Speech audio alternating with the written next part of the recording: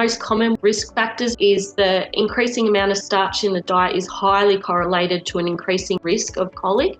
So we've got 2 times more likely if you're feeding greater than 2.5 kilos per day, but that increases to 6 times more likely to experience colic if you feed more than 5 kilos per day of a grain-based feed. So that's not just 2.5 kilos of straight oats. That's just a compound feed or a concentrate feed on the market these days from our manufacturers. So it's not just a straight grain. Now, the type of grain is also important. So whether that is processed or not, it does relate. So obviously we've got things like maize that are not very digestible if they're not heat processed and that sort of thing. But mainly here we're talking about grains that were quite digestible, and these are the increased risk that we have. So pasture in general is a good thing, and for horses that are often restricted grazing, so they might be stabled for part of the day or yarded for part of the day, they are at 3 times more likely to experience colic than a horse that has free access to pasture. And colon impactions are 30 times more likely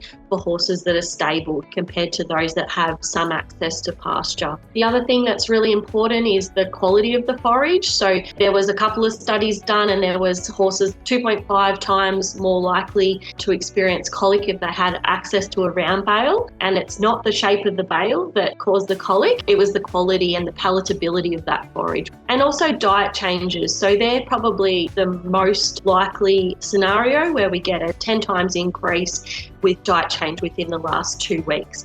And so that, interestingly, a forage change is more likely to cause a risk of colic than just a concentrate change. So it's really important to keep these in the back of your mind, especially when hay supply is so tight. We need to be thinking ahead for our horses.